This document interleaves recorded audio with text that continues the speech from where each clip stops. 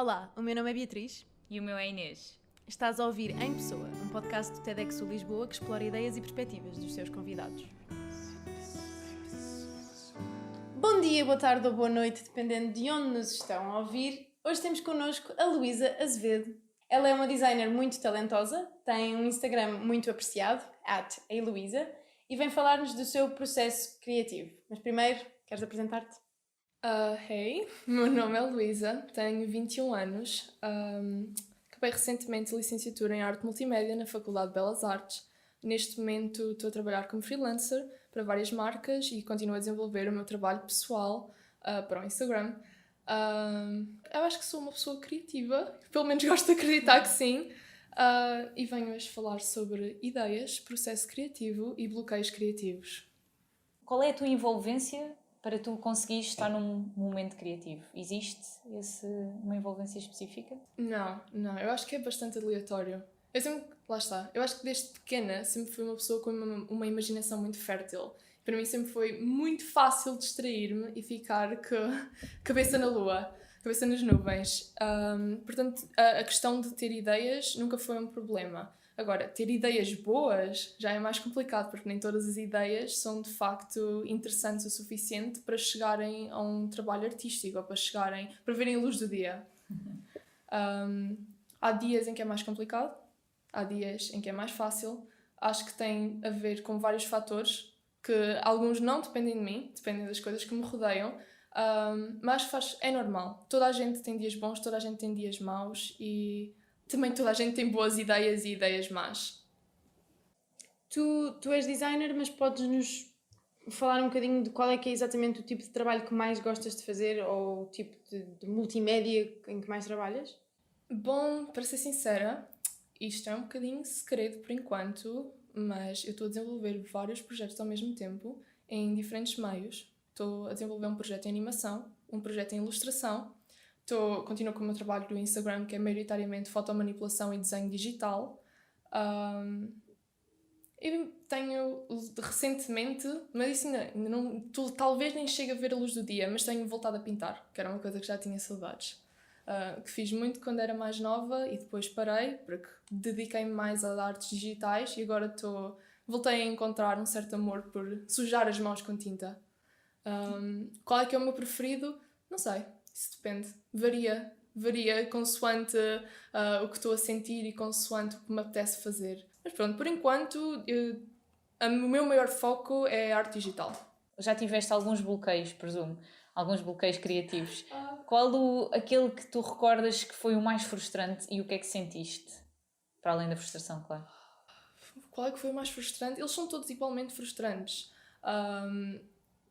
Eu, especialmente, nos últimos meses, tenho sentido mais, porque a nível pessoal também mudei de apartamento, andei a viajar imenso, andei fora da minha rotina normal, da minha rotina de trabalho normal. Portanto, desalinhou tudo, desequilibrou tudo e tenho sentido muitos mais bloqueios do que antes. Mas talvez pior de todos foi no final do último semestre da minha licenciatura, em que eu tinha 1000 trabalhos para acabar para a faculdade e sentia mesmo a necessidade de criar alguma coisa para desanuviar, só para libertar a cabeça um bocado, e não conseguia. E depois eu queria criar algo para mim, para o meu trabalho pessoal, e estava tão bloqueada que parecia que não conseguia fazer mais nada e que enquanto não libertasse toda esta energia que eu tinha dentro de mim, também não conseguia concentrar nos trabalhos da faculdade. Portanto, aquilo parecia uma bola de neve que continuava a rebelar e a crescer cada vez mais. Mas pronto, lá passou algum tempo, dei tempo ao tempo, tive a minha ideia, fiz a minha parte, lá está, trabalho pessoal para mim, não é para a faculdade, não é enquanto freelancer, não, é para mim. E depois começou tudo a correr bem e lá fiz os 1000 trabalhos para a faculdade e acabou por correr tudo bem. Então desbloqueaste-te ao fazer algo para ti que te satisfizesse? Sim, é muito importante quando uma pessoa está bloqueada voltar às bases, voltar àquilo que gosta de fazer, voltar àquilo que a deixa feliz. Porque quando uma pessoa se sente bem com ela própria a criar algo, quando está a fazer algo genuíno que a deixa genuinamente feliz, acredito que torna tudo um bocadinho melhor. Porque não é fazer por fazer, não é fazer porque é um trabalho que tem aquela entrega, não é fazer porque alguém disse que é para fazer ou porque tens 150 mil seguidores à espera. Não, é fazer por ti, porque tu queres e porque te faz a ti feliz. E é uma coisa que cada vez mais estou a dar cada vez mais valor, é o que é que a mim me faz feliz. Há bocado nós estávamos em off a ter uma conversa que estávamos a achar muito interessante e acabámos por não acabar, e já agora eu acho que era interessante para os ouvintes ouvirem, que é, tu achas que os bloqueios têm alguma razão de existência ou são simplesmente uma pedra no sapato que surge quando surge? Eu acho que há fatores, maioritariamente emocionais, que podem criar e tornar os bloqueios criativos piores. Pessoas que estão estressadas, pessoas ansiosas, pessoas que têm algum problema pessoal têm mais tendência a sentir-se bloqueadas. E eu digo isto porque eu fiz um trabalho para a universidade sobre bloqueios criativos, sobre o que é que as pessoas sentem quando têm bloqueios criativos. Eu perguntei às pessoas para se expressarem visualmente, verbalmente, o que é que sentiam, os sentimentos que estavam por trás de um bloqueio criativo. Por incrível que pareça, é mais comum do que estava à espera. Os sentimentos acabam por ser mais comuns e mais pessoas sentem exatamente a mesma coisa. E mesmo tendo trabalhos diferentes, mesmo desenvolver trabalhos artísticos diferentes, a base do que é um bloqueio artístico, a frustração, o sentimento de não conseguir criar e querer criar, é uma coisa normal a todas as pessoas que o experienciam. É muito interessante a percebermos que as pessoas costumam utilizar cores similares para desenhar os seus sentimentos, que há formas muito similares. Pessoas que usam vermelho, que usam muitos riscos, muitas cores, usam uma figura humanoide para simbolizar eles próprios, e é como se as ideias estivessem cá fora e a mente está vazia, a cabeça está vazia. E é uma coisa que não foi uma, não foi duas, não foram 3 pessoas. Eu tive mais de 200 submissões e houve, dessas 200, claro que houve exceções e coisas verdadeiramente originais, mas a maior parte das pessoas acaba por estar dentro desta categoria de expressar, usar vermelho e usar a cabeça e usar o amarelo, que é o amarelo das ideias. E muita gente simplesmente mandaram-me imagens em preto ou imagens em branco para simbolizar o vazio, a mente vazia, sem ideias, sem conseguir pensar, pura frustração. E é muito interessante porque todas as pessoas me perguntam a mesma coisa. Ok, quando tens um bloqueio criativo, como é que resolves? O que é que tu fazes para deixar de estar bloqueada? Lá está, eu volto a falar, voltar às coisas que uma pessoa gosta de fazer. Eu, há uns anos, adorava pintar. Era uma coisa que me deixava relaxada. Era a minha forma de lidar com o stress. Eu deixei de pintar durante faculdade e estes anos todos. O último bloqueio criativo que tive, decidi pintar. Não saiu nada de extraordinário. Não saiu nada que... Aquilo, lá está, mas eu fiz isso por mim e porque eu gosto. E depois de terminar a minha pintura, que está lá, fechada numa gaveta, sem nunca ninguém a ver, eu decidi, ok, agora... estou bem outra vez para voltar a tentar pensar em ideias. Sentei-me, peguei no meu caderno, que é o que eu normalmente faço, e comecei a rabiscar. O caderno está cheio de rabiscos. Se me perguntarem de todos os desenhos, todos os rabiscos que fiz, quais é que chegam a uma imagem final que seja, por exemplo, publicada no Instagram, se calhar 4%. Há muitas más ideias. E é normal ter más ideias. Mas enquanto se está a ter más ideias, ao menos está-se a ter ideias, está-se a pensar em coisas. E no meio dessas más ideias, vai acabar por surgir uma que é boa. Então aqui a tua forma de resolver o bloqueio ou a falta de produção é continuar a produzir. Continuar. Isso é uma coisa que as pessoas se esquecem, que um artista, um músico, um atleta, todos têm de treinar. Um músico tem de treinar para conseguir tocar melhor. Um atleta tem de treinar para conseguir correr melhor. Um artista tem de treinar para conseguir fazer arte melhor. E é uma coisa que as pessoas estão constantemente a esquecer, porque pensam que é só aquele momento de eureka, a pessoa está a tomar banho, de repente tem uma ideia incrível e pronto, já está. Não. É preciso sentar-se, aparecer, pegar num caderno, pegar no computador, pegar no que quer que seja e pensar. E começar a trabalhar. Porque sem a pessoa estar presente, sem a pessoa trabalhar, não acontece nada. Não aparecem as ideias. Ou aparecem e continuam no ar, continuam a vaguear por aí. Mas é preciso fazê-las. E às vezes corre incrivelmente mal. Há tantas ideias que eu já tive péssimas, que eu até me sinto envergonhada delas, mas foram importantes para chegar às boas ideias. É muito bom as ideias ficarem um bocadinho de molho para nós conseguirmos pensar um bocado nelas. Porque às vezes há aquele momento em que parece uma ideia incrível às 3 da manhã e parece espetacular, parece a melhor coisa que nós alguma vez pensámos, acordamos no dia seguinte, afinal não é nada de extraordinário. Mas também acontece o contrário. E também acontece o contrário. Um dia faço um rabisco, está horrível, uma coisa péssima. Um ano depois volto a pegar no caderno, olho para aquele rabisco. Espera lá. Afinal isto pode dar em alguma coisa. Como é que tu lidas com situações em que gostavas mesmo muito de produzir um trabalho naquele momento e não estás a conseguir? Qual é que é aquela expressão? Sangue, suor e lágrimas? Sim. Eu sou uma pessoa mais para o estressado do que para o calma. Sempre fui, sempre irei ser. E quando nesses momentos mais frustrantes eu fico completamente paranoica e quando então não consigo fazer aquilo que eu quero, aquilo que eu tenho na minha cabeça, parece que o mundo vai colapsar, parece que é o início do apocalipse. A minha maneira de lidar com isso é dar tempo, é respirar fundo, tentar ir dormir numa cama que não faça barulho, tentar esperar uns dias, fazer outras coisas, pensar noutras coisas, simplesmente desanuviar e depois voltar a essa ideia. E depois voltar a tentar.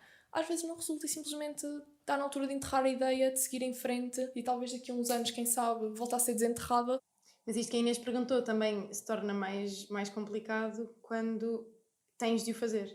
Lá está. Quando é obrigatório. Quando há pressão, quando há alguma coisa, algum fator exterior a pressionar, a causar algum stress, aí a criatividade parece que vai pelo cano abaixo. Sempre que é preciso criar algo, não só por nós, para nos fazer nós felizes, mas para outra pessoa ver, para uma marca, para um trabalho, há sempre esta vozinha no fundo da cabeça, ok, tu tens mesmo de fazer isto, tu tens mesmo de fazer isto agora, tu tens este prazo, esta data limite.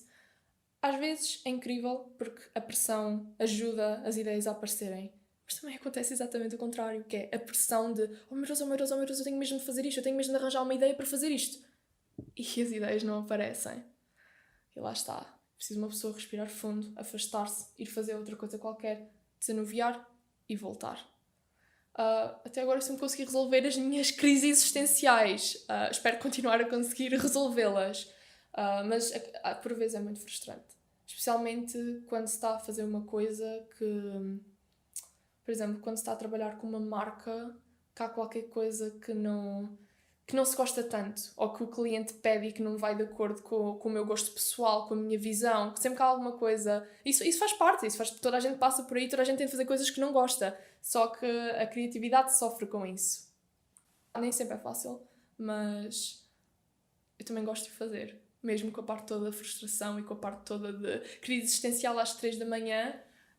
Gosto de olhar para um resultado final que me deixa orgulhosa e que eu sei, ok, isto foi difícil, sim, mas eu consegui fazer o que tinha na cabeça, ou eu consegui fazer o que o cliente tinha na cabeça. Ou chegar ao fim com a Sim. sensação de que... Sim. E há imensos trabalhos que eu não gosto, eu olho para eles e passo...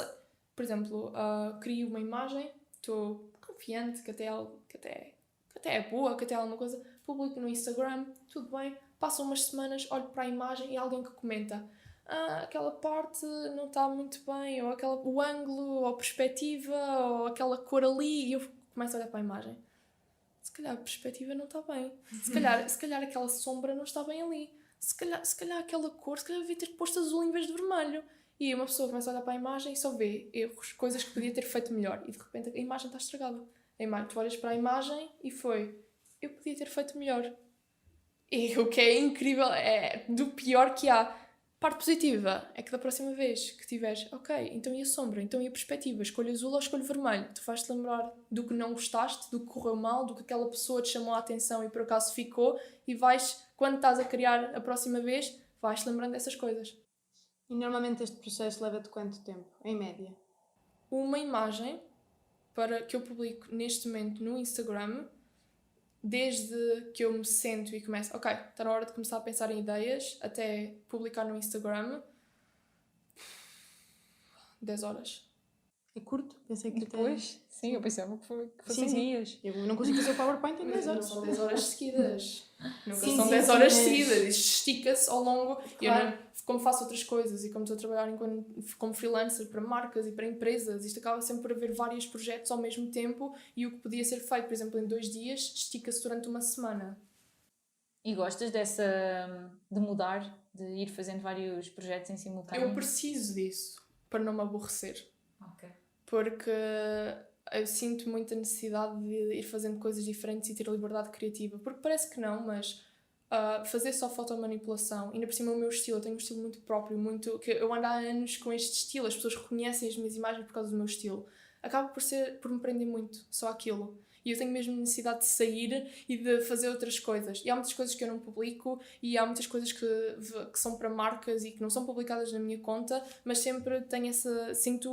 é mais livre. E eu preciso dessa liberdade de vez em quando.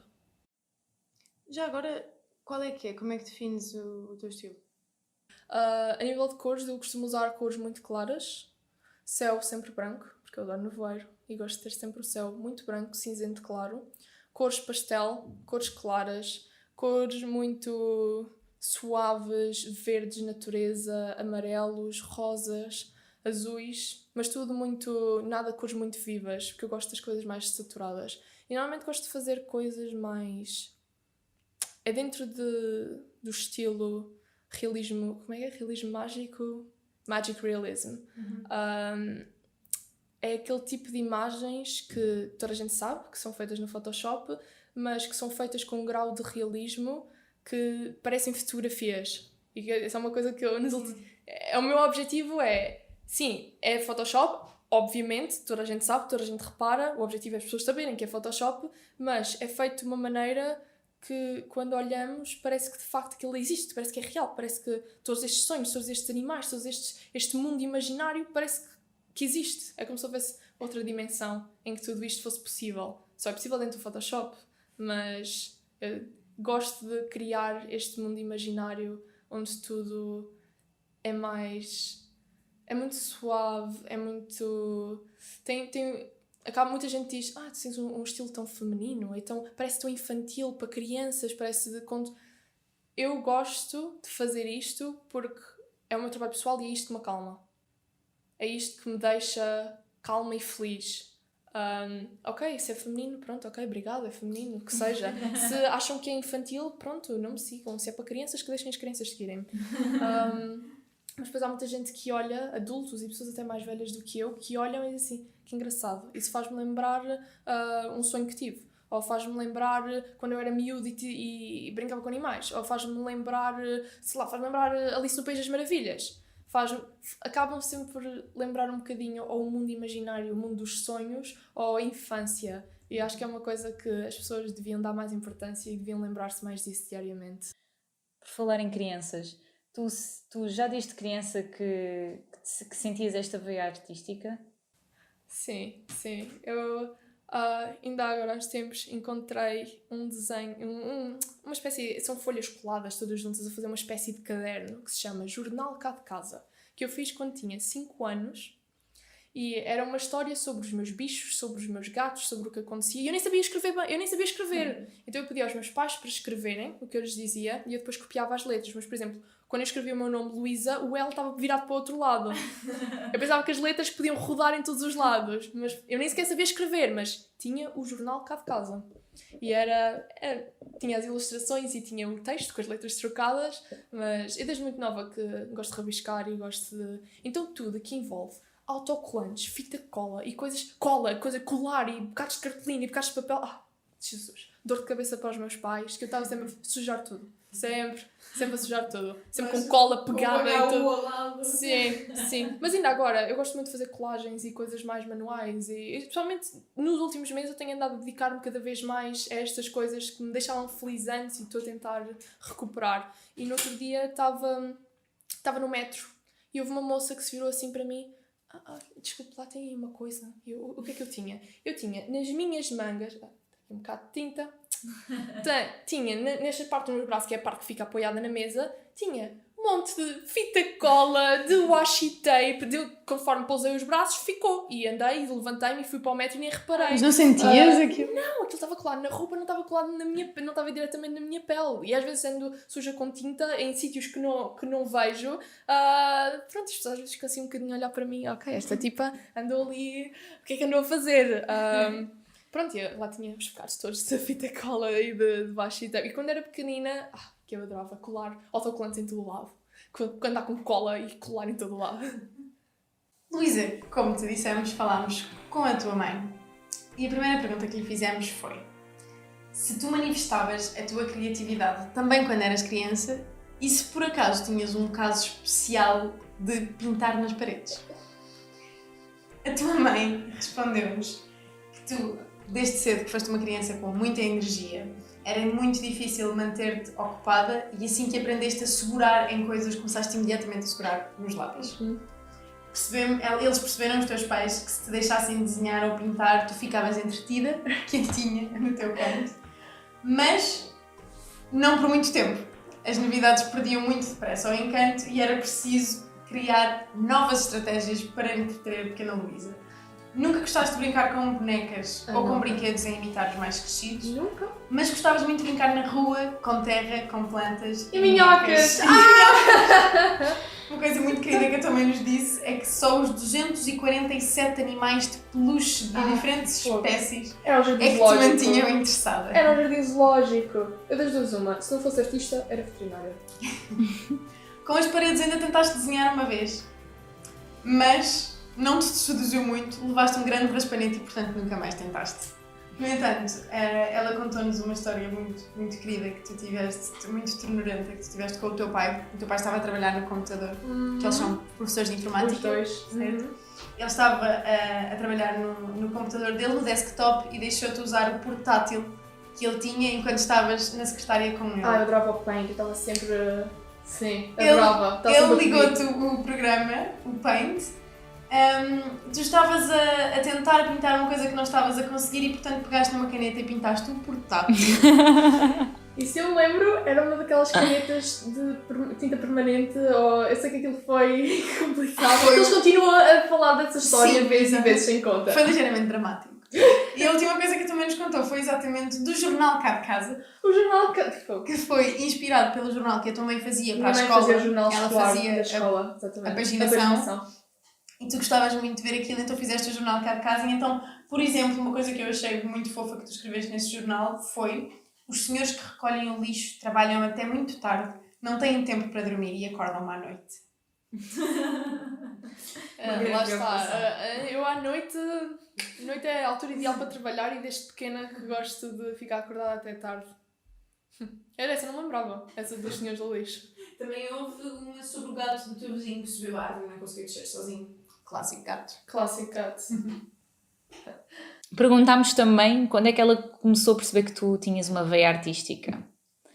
E ela disse-nos que não houve um momento decisivo, mas que desde bebé que gostavas de ir a museus, exposições, monumentos, concertos, atividades que sempre fizeram em família.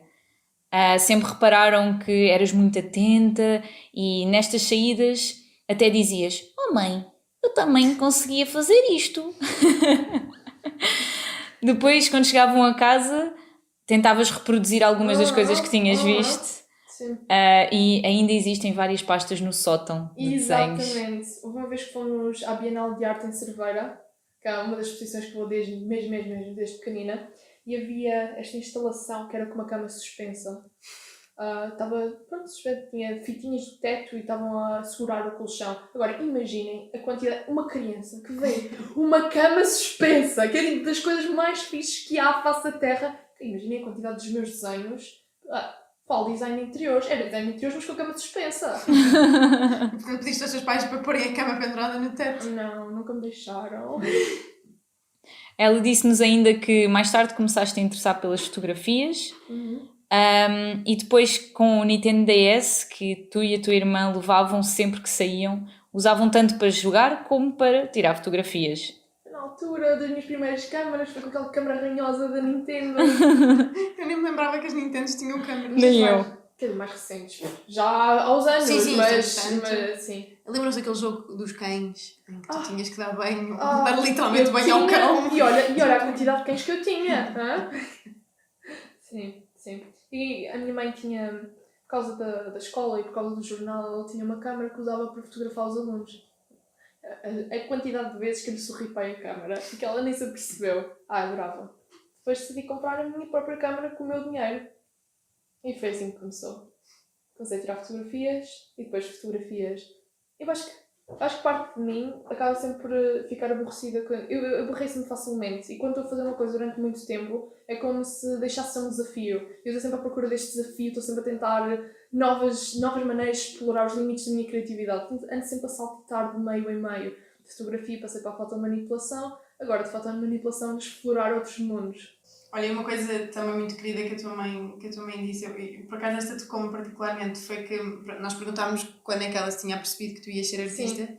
E ela disse que tu não decidiste ser artista, tu simplesmente fazes o que gostas e é o que te deixa feliz.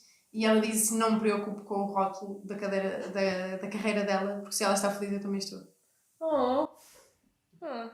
Não, eu nisso tenho muita sorte, os meus pais sempre me apoiaram e quando eu disse mãe, pai, eu estava em economia no secundário e disse mãe, pai, eu quero ir para Belas Artes. E eles começaram a olhar para mim: como? E eu vou fazer um exame como externa, vou fazer o exame de desenho como externa e vou entrar em Belas Artes. E eles os dois a olhar para mim, eu sentia aquele nervosismo de e se correr mal, e se não, e será que pronto, ela quer ir para Belas Artes, quer ir para Belas Artes. Preparei-me, exame, 18,5, entrei em Belas Artes, cá estou, acabei agora o curso. Eles nunca me disseram que era o caminho errado ou que, por exemplo, às vezes o meu pai brinca assim um bocado comigo de e trabalho. E eu, trabalho todos os dias. E trabalho a sério. E eu, pai, isto é trabalho a sério. Mas eles sabem que eu trabalho imenso e graças a Deus estou a conseguir ganhar dinheiro que gosto de fazer. Portanto, não, sempre me apoiaram bastante. E também, então os meus avós, a minha avó tem Instagram só para ir ver o meu trabalho. A minha avó... Se isso não é uma vitória na vida, não sei exatamente. E a minha avó, depois, eu estava sempre a fazer refresh e estava sempre a perguntar: então, e quando é que publicas outra vez? E quando é que publicas alguma coisa nova? E estava sempre, depois ligava-me, sempre que eu publicava, depois ligava: olha, esta está muito gira, esta não gostei tanto, mas esta está muito gira, e esta aqui então é melhor que a outra. Lá mesmo. Sim. E o meu avô, então, eu acho que ele ainda não percebeu bem. Eu já tentei explicar como é que eu faço, porque ele diz pinturas. Eu já expliquei. Não é bem pintura, avô. Isto é digital. Ele, depois fazes lá nos computadores. Eu faço no meu portátil. Ele, depois pintas lá no computador. Ele acha que tu ainda estás com a caneta. E ele não percebe bem no Photoshop, qual Photoshop, o que é isso. Mas sempre que lá vai alguém a casa, lá vai ele buscar as coisas, molduras todas, as coisas todas, os posters das imagens. E lá mostra às pessoas todas. É nisso. Tens um museu de arte em casa dos teus avós? Os meus avós foram os meus primeiros compradores de arte. Os meus primeiros colecionadores. Fãs número 1. Sim. Tu vendes o teu trabalho pessoal? Sim. Eu tenho várias lojas online e vou vendendo. E este ano estou agora a trabalhar na 3ª edição do meu calendário anual. Sim. E tenho sorte porque há muita gente que gosta do meu trabalho e de facto compra e... Para além do trabalho que faço para marcas e empresas, também tenho essa parte que é conseguir vender o meu próprio trabalho. Mas então, uma fotografia que se gosta no teu Instagram, há a possibilidade de comprar a fotografia em tela? Sim. Em tela, em papel, há várias opções. A última pergunta que fizemos à tua mãe sim, só mais esta. Do que é que ela mais se orgulha em ti?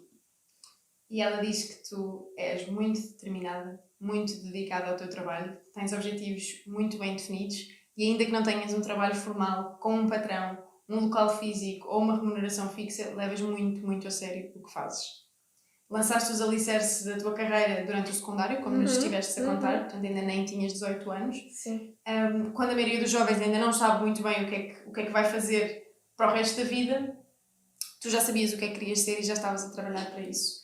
Ela também fala que tu recebeste uma primeira proposta de emprego ainda antes de entrares para a universidade, Sim. mas não te iludiste, tiveste os pés bem assentes na terra e continuaste a trabalhar nos teus próprios objetivos individuais. Ela também fala tu seres um bocadinho estressada. Eu sou uma pessoa... Um bocadinho não, ela disse muito. Eu disse muito. Não, eu sou uma pessoa, esta energia toda... Não, eu tenho noção disso, eu tenho noção das minhas falhas. Mas ela diz que isso acontece porque tu és muito sensível e muito preocupada com tudo o que te rodeia. E ponho muita pressão em mim própria, maioritariamente. Mas quem sabe um dia posso ir viver com monges durante um mês e voltar uma pessoa renovada e calmíssima.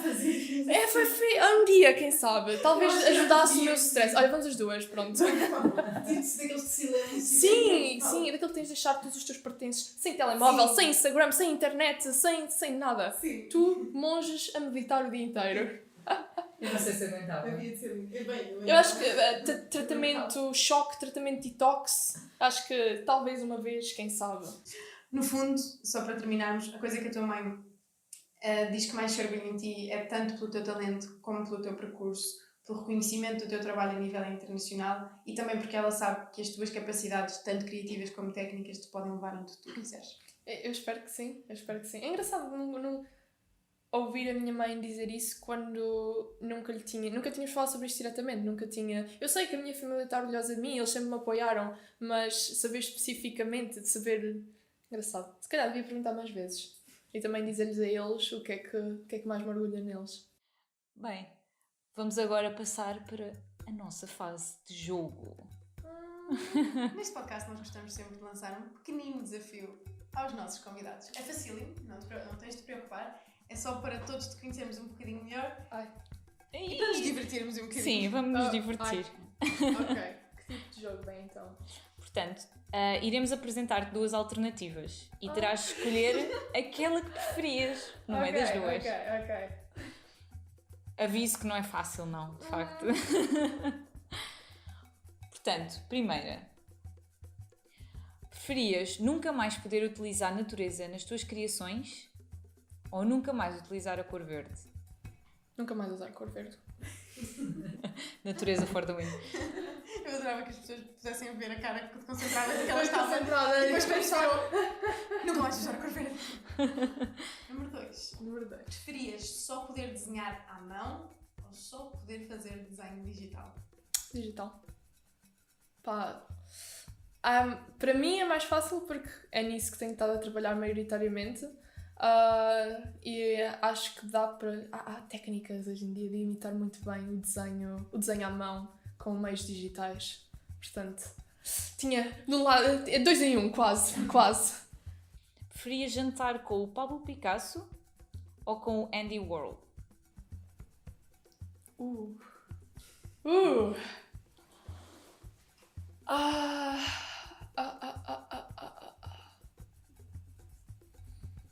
Isso é difícil. Essa é... Ok, Andy Warhol. Preferias nunca mais pintar com cor azul ou nunca mais poder utilizar tons de vermelho? Vocês, o que é que vocês estão a tentar fazer? Isto é sabotagem? Ok, entre azul e vermelho. Acho que abdicava mais facilmente do vermelho. Preferias usar apenas pincéis nos teus momentos de descontração ou usar música constante em todas as tuas criações? Ter música sempre no meu trabalho ou usar só pincéis? Posso responder as duas? Porque seria interessante. Não sei, porque não? Nunca pensei juntar um lado mais musical ao meu trabalho, porque não? Podia ser uma coisa nova, podia ser um novo projeto. Olha, deste-lhe a técnica. Tu não costumas ouvir música enquanto... Sim, mas nunca fiz nenhum trabalho mais ligado ao audiovisual. Nunca trabalhei muito com vídeo nem com música. A nível, pelo menos que tenha publicado, na universidade sim. Mas, por que não? Luísa, obrigada por teres aceito o nosso desafio e por teres estado aqui connosco, explicar um bocadinho o teu processo criativo e como é que te desbloqueias. E é um prazer voltar a estar contigo. Muito obrigada pela oportunidade. Gostei muito da nossa conversa. Muito obrigada às duas pela oportunidade. Obrigada a nós. Isto é o Em Pessoa. Obrigada a todos.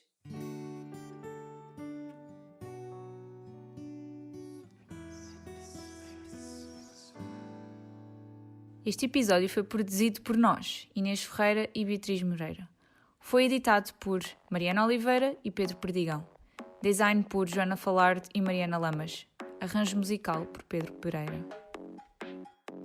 Se pretender apoiar o desenvolvimento deste podcast e fazer parte do nosso corpo de parceiros, envie um e-mail para partnerships@tedxulisboa.com.